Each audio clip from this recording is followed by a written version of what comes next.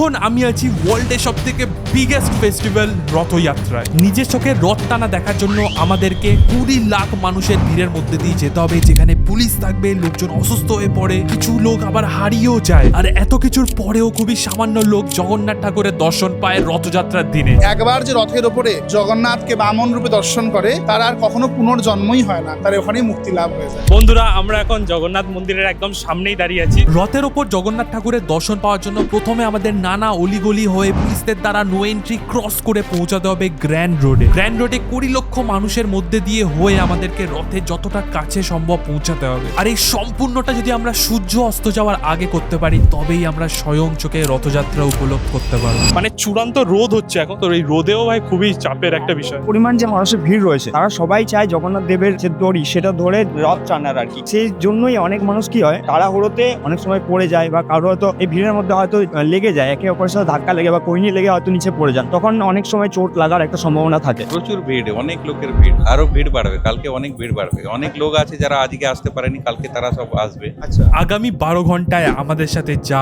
হয়েছে আর আমরা যা দেখেছি, আমার পুরো লাইফে আমি কোনোদিনও এরকম কিছু এক্সপিরিয়েন্স করিনি। সকালবেলা কি হবে জানি না, যা ভিড়, লোকের যা সমাগম। এই ভিড় দেখে কি মনে হচ্ছে? খুবই ভালো মনে হচ্ছে, খুবই ভিড়। আশা করি আরো ভিড় হবে। কালকেও তো আমরা রথ টানতে পারবো কিনা জানি না, তবে টানলে খুবই ভালো লাগবে আমাদের। আরে এত বড় মানে এত লাখ লাখ লোকের যে ক্রাউড, এটাকে যে কন্ট্রোল করছে, তাদেরও কাজটা খুবই ডেঞ্জারাস আর খুবই চাপের। তারা তো প্রায় কাল থেকেই অনেক নানান ভাবে সেটার জন্য প্রিপারেশন নিয়েছেন এবং অনেকদিন ধরে প্রিপারেশন নিচ্ছেন। কালকে দেখলাম প্রচুর কমান্ডো, মিলিটারি থেকে শুরু করে সমস্ত লোক কিন্তু এখানে এসেছেন। সমস্ত যেভাবে ডেভেলপ হয়েছে পুরীতে, যেটা দেখলাম, এর আগে তো এসছি এমনি, এখন এসে দেখছি যে ডেভেলপ।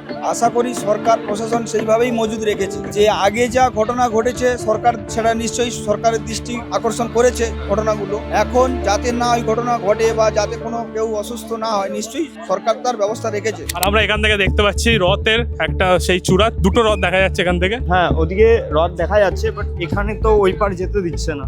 ব্যাপার, দেখা যাক এবার আমরা কতটা কাছে যেতে পারি। বা যদি আমরা দ্রোণের সাহায্যে যদি ওপর থেকে দেখি, তাহলে আমরা উৎকলটাকে দেখবো একটা শঙ্খাকৃতি রূপে রয়েছে। এটাকে আবার শঙ্খক্ষেত্র বলা হয়। উৎকল জগন্নাথের মতো রহস্যময় মন্দির এবং রহস্যময় বিগ্রহ ত্রিজগতে দ্বিতীয় নয়। এই জায়গাটাকে তো মানে শ্রীক্ষেত্র মানে সত্যি শ্রীক্ষেত্র, যেখানে যে সব মানুষ কত জায়গা থেকে, বিভিন্ন রাজ্য থেকে মানুষ এসেছেন, বিভিন্ন রকমের মানুষ এসেছেন, বিভিন্ন প্রফেশনের মানুষ এসেছেন, কিন্তু সবাইকার এক উদ্দেশ্যটা এক, যে রথের দড়ি ধরে প্রভুকে টানা হবে, টেনে নিয়ে মাসির বাড়ি পৌঁছানো হবে। নানা অলিগলি হয়ে আমরা চেষ্টা করি ওই গ্র্যান্ড রোডে ওঠার, কিন্তু প্রত্যেকটা রোড ব্লক করে দেওয়া হয়েছে পুলিশের তরফ থেকে। আমরা ফাইনালি রাস্তা খুঁজে পেয়েছি। এটাই হলো মেন রাস্তা আমাদের মন্দিরের দিকে, কিন্তু রথটা রাখা আছে ওর ওই পাশে। এখান থেকে আশা করে ঢুকতে হবে, কারণ নানা জায়গায় ঢোকা এই বন্ধ করে দিয়েছে। ভিড় তো সামনেটা রয়েছে, এবার আমরা কতটা সামনে যেতে পারবো সেটা হচ্ছে ব্যাপার। হ্যাঁ, ফাইনালি একটা চওড়া রাস্তা দিয়ে আমরা ভাবলাম হয়তো গ্র্যান্ড রোডে উঠতে পারবো, বাট আমাদের সাথে যা হলো। এখানে সাংঘাতিক ভিড় শুরু হয়ে গেছে, আর ঠেলাঠেলি দেখতেই পাচ্ছ।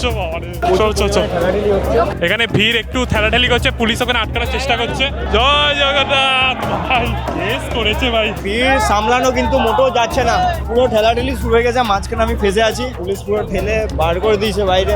আমাদের সামনে দাঁড়িয়ে থাকা কিছু মানুষ পুলিশদের ব্যারিকেড সরিয়ে পুলিশদেরকে ধাক্কা দিয়ে ঢুকে গেছে, যেই কারণে পুলিশরা খুবই রেগে যায় আর সাংঘাতিক লেভেলে হালকা লাঠিচার্জ করা শুরু করে। আগে ভিড় ছিল, এবারে আমার যা মনে হচ্ছে, এইবারে যে এই যে ব্যাপারটা হয়েছে, এটাকে ইনোভেশনটা যেটা হয়েছে সেটা খুব আমার ভালো লাগা হচ্ছে। এর আগের বারে সেটা ছিল না, তো আমার মনে হচ্ছে যে এই ভিড়টা অনেকটা কন্ট্রোল হবে। এখানে আসতে গিয়ে একটু পড়েও গেছে লোকজন, মানে ডেডলিয়েস্ট এই জন্যই ভাই, খুবই সাংঘাতিক চাপের। দুটো আন্টি সামনে মানে যেতে গিয়ে পড়ে গেছে, পুলিশরাও আটকানোর চেষ্টা করছিল, কন্ট্রোল করার চেষ্টা করছিল, বাট তার মধ্যে পড়ে গেছে। আর আমরা জাস্ট একদম মার্জিনে গিয়ে তারপরে সরে আসলাম, পুলিশ বলছিল বলে। এখানে যেহেতু পাশে বেড়া দেওয়া ছিল, সেটা পাবলিক যারা রয়েছেন, যারা দর্শনার্থী রয়েছেন, তারা কিন্তু ভেঙে দিয়েছেন অলরেডি। বেড়াটারা ভেঙে গেছে, তো একটু চাপ আছে। তাও মানুষ কিন্তু বারবার ভেতরে ঢোকার চেষ্টা করছে, আর এখানে একটু শোরগোল শুরু হয়ে গেছে পুরো। অলমোস্ট আমিও মার খেতে খেতে বেঁচে গেছি পুলিশের হাত থেকে। একটা ঘটনা ঘটেছিল, আমার সঙ্গেই ঘটেছিল, সেটা হচ্ছে একটি বাংলাদেশ থেকে একটি আসা মানুষ, তিনি হারিয়ে গিয়েছিলেন। পুলিশ যতটা সম্ভব ভিড়টাকে পেছনে ঠেলার চেষ্টা করছে, বোতল দিয়ে মেরে মেরে আমাদেরকে পেছনে করে দিয়েছে, তো এখানেও বন্ধ করে দিয়েছে। এখানেও ভেতরে যাওয়া বন্ধ। আমরা কি অন্যদিকে রাস্তা খুঁজে পাবো? সেটাই চাপের বিষয়, কারণ আমরা এটা 3 নম্বর রাস্তা, মানে 3 নম্বর আমার 3টে ট্রাই করলাম, পাইনি। খুবই একটু চাপের আছে। দেখি আমরা রিকোয়েস্ট করতে পারি, রিকোয়েস্ট করে আর কি হবে, লাঠি না খাই। আমাদের ক্যামেরাম্যান গেছে ওইদিকে, ওই যে ক্যামেরাম্যান আছে, দেখি ওকে প্রেস বেস বলে যদি যেতে দেয়। তো আমরা কথা বলে দেখলাম, বাট ভেতরে তো কাউকে এলাও করছে না। তো লাগেনি তো তখন? না, না। তোকে একে পুরো এরকম ভাবে ধরে পুরো সরিয়ে দিল। আমি এটা খেয়েছি, মুখে গেছে। আমাকে এরকম এরকম আমি যাচ্ছি করে চলে এসেছি। মানে কি অন্য রাস্তা ট্রাই করবো? তাহলে এই সময় করা যেতে পারে, কারণ এরপরে আর হবে না, আমরা যেতে পারবো এটা না। আমাদের 3 নম্বর রাস্তা বাট হয়নি। এবং পুলিশ প্রশাসন, আমি যেহেতু শাড়ি পরেছিলাম বাঙালি বলে, তারা অনেক দূর থেকে এসে আমাকে ওই মানুষটিকে আমার কাছে দিয়ে গিয়েছিলেন, যেহেতু আমার ভাষাটাও এক হবে।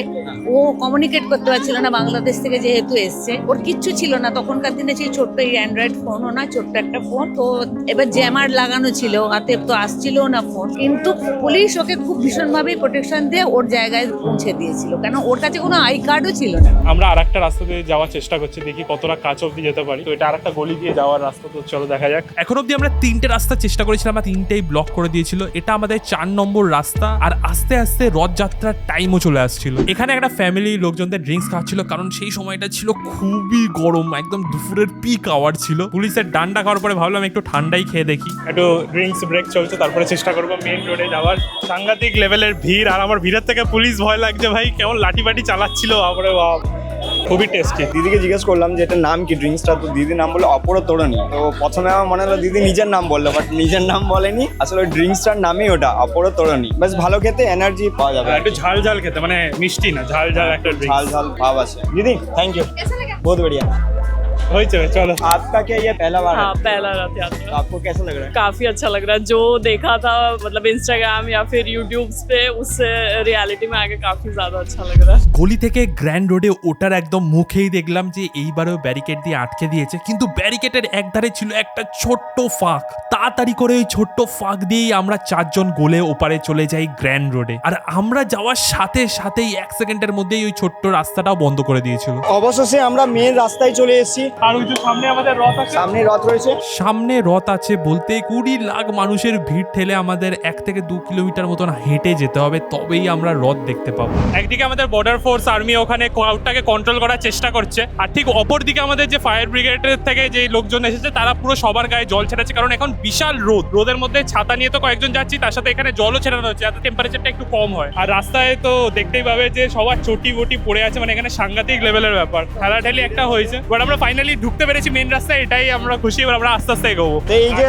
দেখতে পাচ্ছ সামনেই জল রয়েছে, তো এই জলটা দিয়ে এই যে রোডের যে অবস্থা গরম, ঠিক আছে, একটা রোদ রয়েছে, সেই রোদ থেকে মানুষকে সুস্থি দিতে আর কি এই জলটা ছেটানো হচ্ছে, স্প্রে করা হচ্ছে। মুখে একটু জল লাগলো তো, মানে সত্যি একটু রিফ্রেশিং লাগছে এখন। এবার আমাদের এই রোদ্রের মধ্যেও টিভি চ্যানেলের যারা কর্মচারীরা আছে তারাও কিন্তু কাজে লেগে আছে, ছাদে সবাই বসে আছে ওখানে পুরো লাইভ টেলিকাস্ট করার জন্য, যারা বাড়ি থেকে দেখছে। তো আমরা তো সোজা রথের দিকে যাচ্ছিলাম, কিন্তু এখন এখানে ফুল ফোর্সে সবাই উল্টো দিকে যাচ্ছে, তার জন্য আমরা মিডলে আটকে গেছি এখানটা। আর ধাক্কা দেখি তো চলছেই, দেখা যাক ভাই, এখান থেকে একটু সাইডে যেতে হবে পুরোটা। এখন কিন্তু মাঝখানটা একটু ফাঁকা হয়েছে, বাট সামনের দিকটা পুরোটা ভিড়। আর ওখানে দেখতে পাচ্ছ ফায়ার ব্রিগেডের যারা অফিসার রয়েছেন বা যারা কর্মচারী রয়েছেন, তারা কিন্তু মানুষের উপরে জল স্প্রে করছেন, কারণ প্রচুর পরিমাণে রোদ আছে। আমি ভিজে গেছি পুরো ঘেমে, এমন হয়ে গেছে যে এইদিকেও মানুষ যাচ্ছে এদিকে আসছে, মানে 4টে বা 5টা লেন হয়ে গেছে লাইনের, এই জন্য মানুষের একটা অসুবিধা হচ্ছে। আর আমরা একদম পৌঁছে গেছি যেখানে কিন্তু ফায়ার ব্রিগেড থেকে জলের স্প্রে করা হচ্ছে। রোডের 2 সাইডে কিন্তু এরকম জল স্প্রে করছেন স্যাররা, যাতে মানুষ একটু সুস্থি পেতে পারে এই গরম থেকে। আর এখানে রোডের চারিপাশে কিন্তু অনেক মানুষের জুতো থেকে গামছা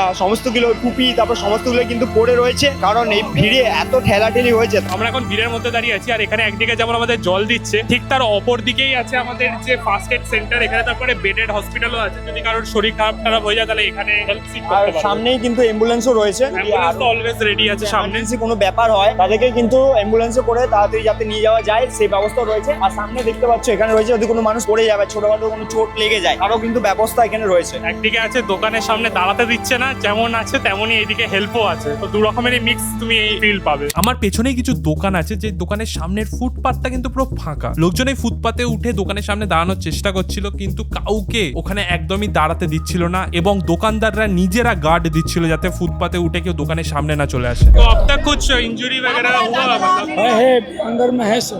कुछ सीरियस या नॉर्मल इंजरी? और एक तो 2 सीरियस आए तो एम्बुलेंस में भेज दिया है, अभी तो कैजुअलिटी है थोड़ा। जो सीरियस है उसको एम्बुलेंस से बाहर भेज दिया जा रहा है। एम्बुलेंस रेडी है वहाँ पर, तो एम्बुलेंस रेडी है और लेके भेज रहा है मेडिकल। अंकल बहुत हेल्प कर रहे हैं यहाँ पर, अंकल का जो ऑर्गेनाइजेशन है। हमारा सेवा श्री ऑर्गेनाइजेशन ये 33 इयर्स का है और ये काम कर रहा है, सब बच्चे लोग काम कर रहे हैं और रेड क्रॉस ये सब मिल के काम कर रहा है। আমরা হয়তো এটা করে বাড়ি ফিরবো, যা ফিল আসছে, আমার এত ভিড় বেড়ে যাচ্ছে। আছে, কিন্তু চলো দাঁড়া আগে আরেকটু আগে যাওয়া যাক। তো জয় জগন্নাথ। জয় জগন্নাথ। ওরা এটা কি রে, তুই আইপিএল এর টিম চেয়ার করছিস দুহাত তুলে? জয় জগন্নাথ। এরকম জয় জগন্নাথ।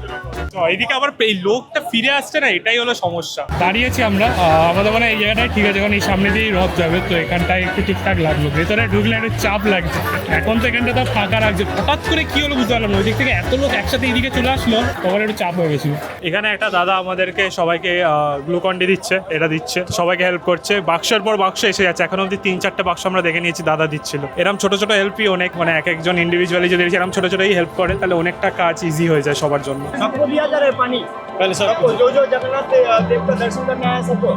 তো এখানে দাদারা সবাইকে কিন্তু জলের বোতল দিচ্ছেন, দেখতে পাচ্ছেন এখানে প্রত্যেকজনকে কিন্তু জলের বোতল এখানে দেওয়া হচ্ছে। দাদারা এইভাবে কিন্তু চেন করেছেন, এই রাস্তার মাধ্যমে অ্যাম্বুলেন্স বেরোতে যাতে সুবিধা হয় সেই জন্য কিন্তু এই রাস্তাটা পুরোটা ঘিরে দেওয়া হয়েছে দুদিকে চেন সিস্টেমের মাধ্যমে। ছোট থেকে বড় নানাভাবে এখানে সবাই হেল্প করার চেষ্টা করছিল, সেটা ভিড়টাকে কন্ট্রোল করা হোক, কেউ হারিয়ে গেলে তাদেরকে সাহায্য করা হোক, বা কারো শরীর খারাপ হয়ে গেলে তাদেরকে অ্যাম্বুলেন্সে তোলা। এরই মধ্যে আমাদের সাথে ঘটে যায় একটা অদ্ভুত ঘটনা। প্রথমত লোকে সারা আমি ভিড়ের মধ্যে একদম আলাদা হয়ে যাই, তারই মধ্যে আমি ফুটপাতে দাঁড়িয়েছিলাম আর একটা দোকানের লোক আমাকে ভেতরে ঢুকে আসতে বললো। এবার এখানে দোকানদাররা বাংলা বোঝেও না, আমাকে চেনেও না, আর আমি কোনোভাবে রিকোয়েস্টও করিনি, শুধুমাত্র আমি চিন্তিত অবস্থায় দাঁড়িয়েছিলাম। আর যেখানে সবাইকে তাড়িয়ে দিচ্ছিল দোকানের সামনে থেকে, বাট আমাদেরকে ডেকে নেয় ভেতরে। ঠিক যেই মুহূর্তে বাইরে মারাত্মক লেভেলের ভিড় হয়ে যায়, একটা পা রাখারও জায়গা থাকে না, তখন আমরা কিছু একটা কারণে একটা দোকানের ভেতরে বসেছিলাম চেয়ারে পাখার নিচে। সত্যি কথা বলতে এটা আমার প্রথমবার এরকম ভিড় হ্যান্ডেল করার, আমাদের কারোরই অভ্যেস নেই, আর আমি তো খুবই টেনশনে ছিলাম। বাট হয়তো জগন্নাথ ঠাকুরেরই কৃপা ছিল, কারণ তিনিও হয়তো চাইছিলেন যে যাতে এই ভিডিওটা সম্পূর্ণ আমরা করতে পারি ভালো করে। ফুটপাথ থেকে সবাই লিটারালি দরজা ভেঙে ঢুকে আসবে এমন ভিড় হয়ে গেছিল। অনেকে ভেতরে আসতে চাইছিল, কিন্তু কাউকেই দোকানদাররা আসতে দিচ্ছিল না। আমরা যখন দোকানের ভেতরে ছিলাম সেই সময় লোকেশ একদমই আলাদা একটা জায়গায় ভিড়ের মধ্যে দাঁড়িয়েছিল। এখানে কিন্তু পুলিশের সাথে যারা এখানে দর্শন করতে আসছেন তাদের কিন্তু একটা ঠেলাঠেলি শুরু হয়ে গেছে, ইতিমধ্যে কিন্তু ঠেলাঠেলি শুরু হয়ে গেছে। আর এখানে আরো স্ট্রেচার নিয়ে যাওয়া হচ্ছে, জটিল মানুষদের কিন্তু স্ট্রেচারে করে নিয়ে আসা হবে। আস্তে আস্তে যত আমরা রথযাত্রার টাইমের কাছে পৌঁছে যাচ্ছি তত ভিড় বেড়ে যাচ্ছে, আর এরকম লোকজন ততই অসুস্থ হয়ে পড়ছে।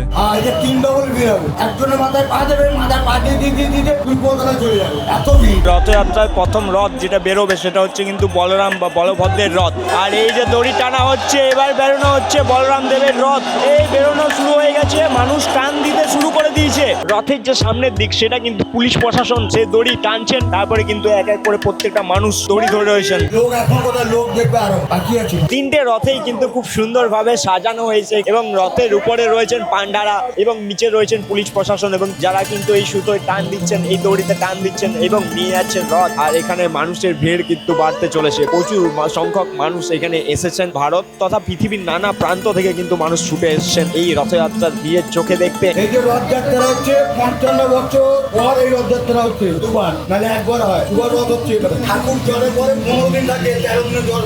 উড়িষ্যায় একটা নিয়ম আছে, আমিও বিশ্বাস করো না, জগন্নাথের জ্বর হলে এখানে সবার ঘরে জ্বর হবে, অল উড়িষ্যায় জ্বর হবে। হ্যাঁ, কারো না কারো হবেই ঘরে একজন, যার ঘরে ফ্যামিলি আছে তার না করে একজন হবেই ওই 15 দিনের ভিতরে সবাই জ্বর হবে। প্রায় সন্ধে হয়ে গেছে আর এখনো আমরা এই দোকানের ভেতরেই আটকে ছিলাম, কিন্তু কিছুক্ষণ পরেই আমরা দরজা খুলে দেখি আমাদের সামনে রথ দাঁড়িয়ে আছে। যেহেতু সূর্য অস্ত গেছে, একদমই সন্ধে হয়ে গেছে, আমি ভাবলাম হয়তো রথ যাত্রাটা দেখা হবে না, আমরা রথটাই হয়তো এইবারে দেখতে পাবো, আমাদের কপালে লেখা ছিল। কিন্তু তখনই হঠাৎ করে অবাক করে দিয়ে দেখি রথ আবার টানতে শুরু করে। লাস্ট বারের জন্য কিছুটা দূর জাস্ট রথকে টেনে নিয়ে যাওয়া হচ্ছিল, আর সেটাই আমরা দেখছিলাম নিজেদের চোখে। এই জন্যই হয়তো বলে যাদের ভাগ্যে লেখা আছে তারাই শুধু রথযাত্রা দেখতে পারে।